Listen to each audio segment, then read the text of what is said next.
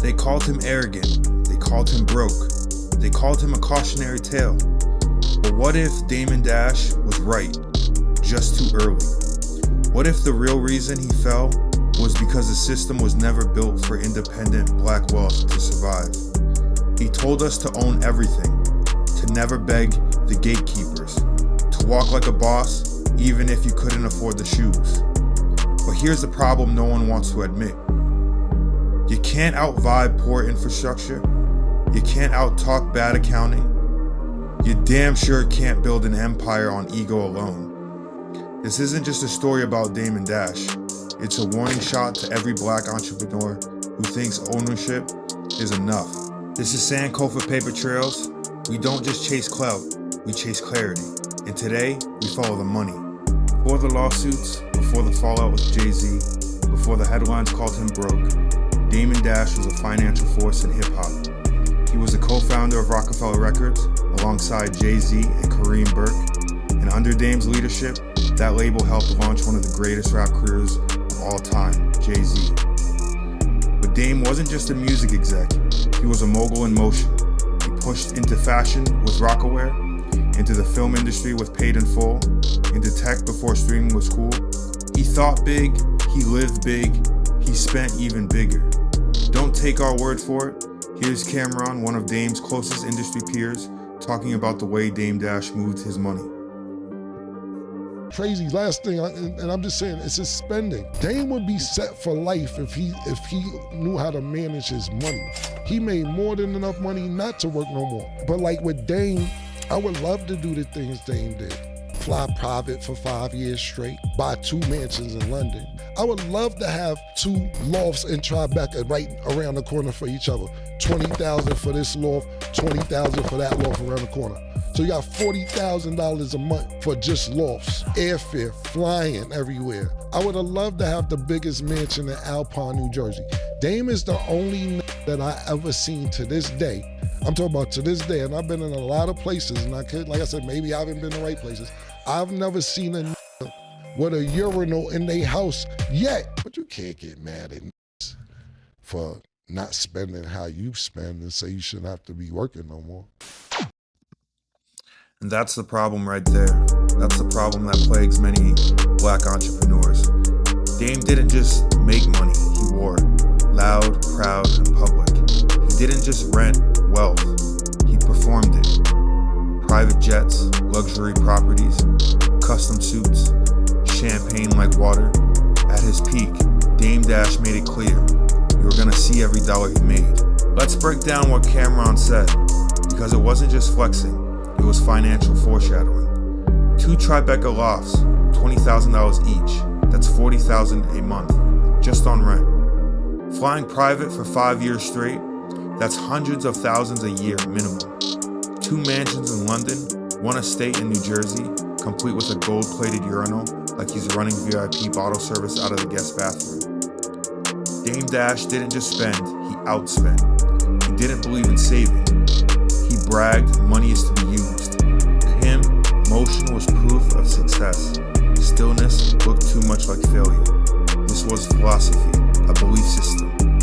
Dame Dash saw money as a tool to dominate space, to control rooms, own moments, and move mountains. But here's the financial truth. Spending like you're rich doesn't mean you'll stay rich.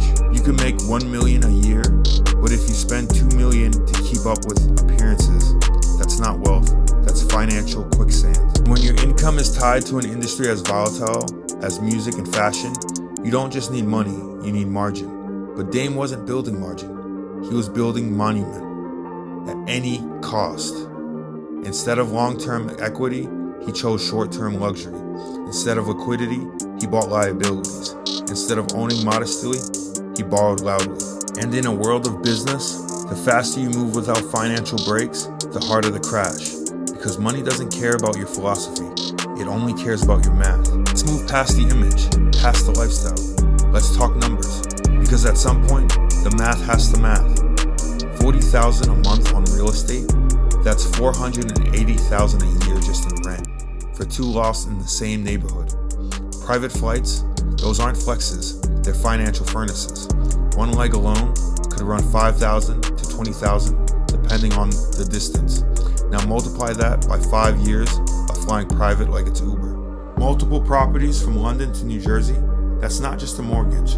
That's property taxes, staff, security, maintenance, utilities in different countries and in different currencies. And let's not forget about the businesses. Film production, fashion lines, music labels, none of that is passive income. They're high risk, high burn ventures. Every project is a bet, every flop is a bill.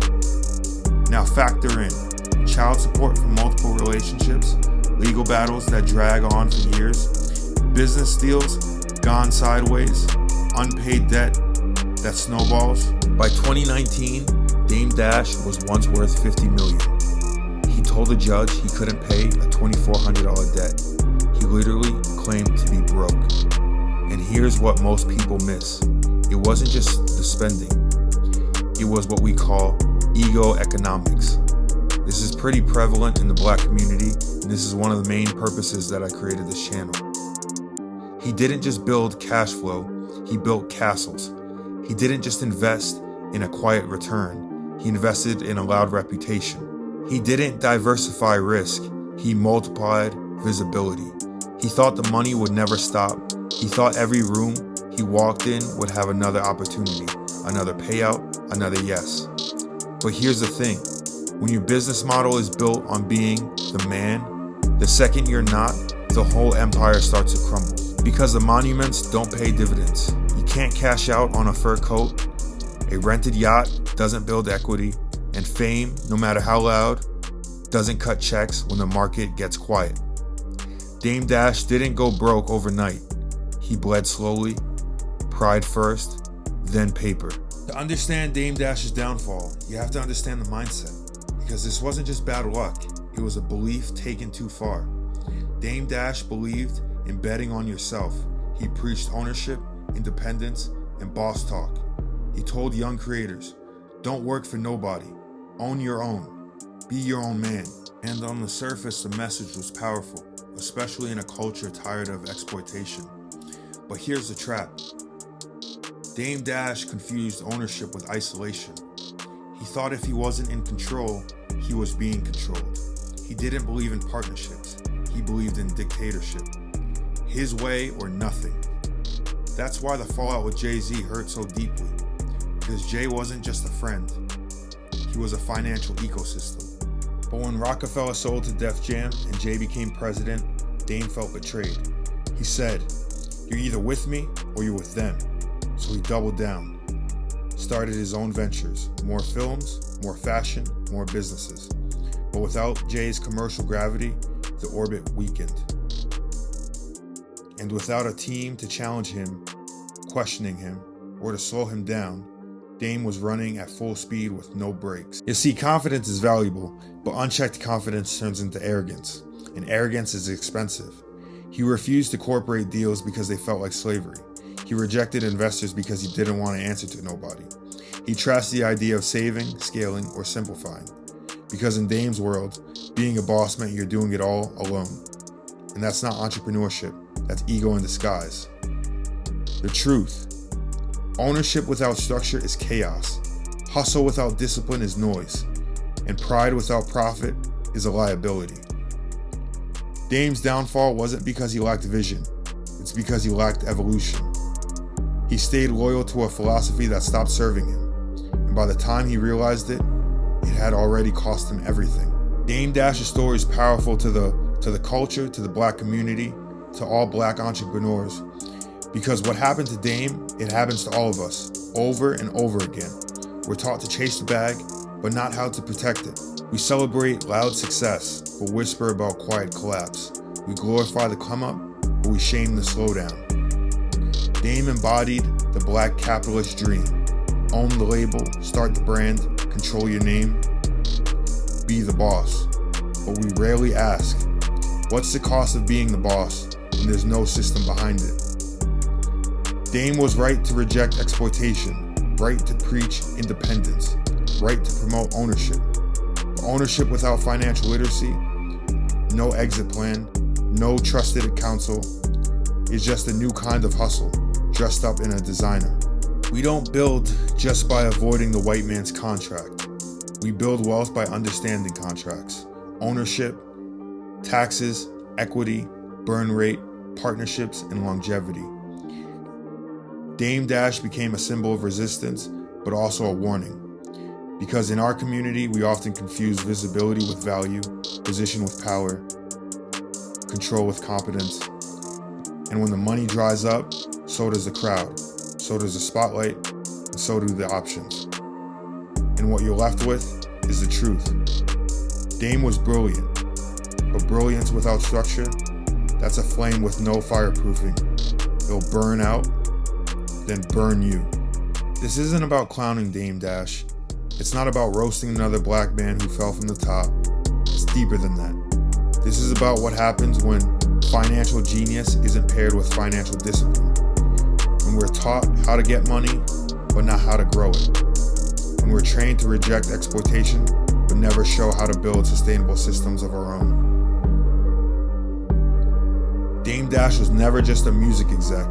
He was a symbol of independence. He walked in rooms full of billionaires and dared to speak like he was one of them.